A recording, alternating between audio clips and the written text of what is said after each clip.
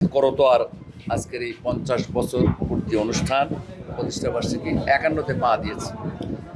আমরা ব্যক্তিগতভাবে মনে করি যে গোটা উত্তরবঙ্গ সহ সারা বাংলাদেশে আজকে জাতীয় পত্রিকার মর্যাদা লাভ করেছে এবং করতোয়া বস্তুনিষ্ঠ সংবাদ পরিবেশন করে।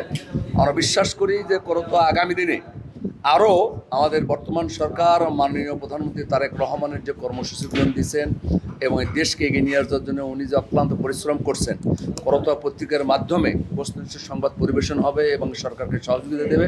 যেটা ভালো সেটা ভালোকে বলবে, যেটা খারাপ সেটা খারাপকে সমালোচনা করবে। এই ব্যাপারে কোনো সমস্যা নেই। আমরা এই করতোয়ার আজকে 51 বছর পা এবং 50 বছর পূর্তিতে এই পত্রিকার সমৃদ্ধি এবং উত্তরোত্তর সমৃদ্ধি কামনা করছি। আসলে করতোয়ার নামটা একটা মানে আকর্ষণীয় নাম, কারণ আমাদের উত্তরবঙ্গের এই করতোয়া প্রবাহিত হয়েছে আমাদের মধ্যে দিয়ে, বগুড়া সহ শেরপুরের অঞ্চল দিয়ে করতোয়া প্রবাহিত হয়েছে। তো এই নামটাই একটা চমৎকার নাম এবং এই নামের একটা বৈশিষ্ট্য আছে। আমরা সকলে জানি যে বগুড়া একটা পত্রিকার শহর এবং সেই শহরে উত্তরবঙ্গের মধ্যে সবচেয়ে উল্লেখযোগ্য পত্রিকা হচ্ছে করতোয়া, দৈনিক করতোয়া, এবং সেটা জাতীয় পত্রিকা মর্যাদা লাভ করেছে। এই জন্য আমরা করতোয়াকে অভিনন্দন জানাই, ধন্যবাদ জানাই। এই করতোয়ার সমৃদ্ধি আমরা কামনা করছি এবং করতোয়া আমাদের সাদাকে সাদা বলে, কালোকে কালো বলে, এটা আমরা প্রত্যাশা করি।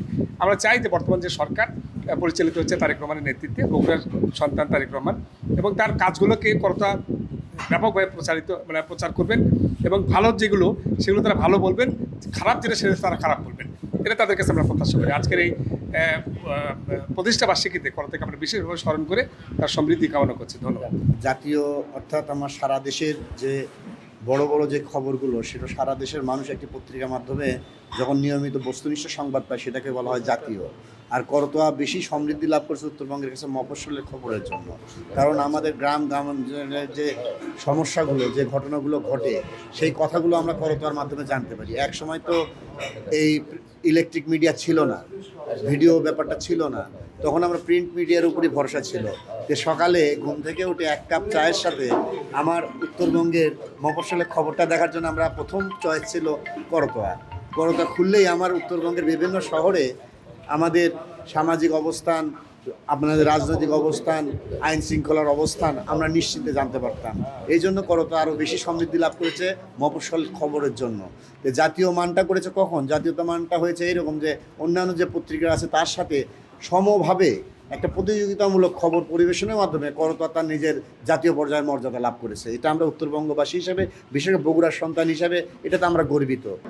বিখ্যাত পত্রিকা, জাতীয় পত্রিকা মর্যাদায় করতোয়া পত্রিকা প্রতিষ্ঠা বার্ষিকী 51তম পা দিল আজকে। অনেক পত্রিকা জন্মে নাই, অনেক পত্রিকা শেষ হয়ে যায়, তো করতোয়া পত্রিকা টিকে আছে হলো বস্তুনিষ্ঠার জন্যে।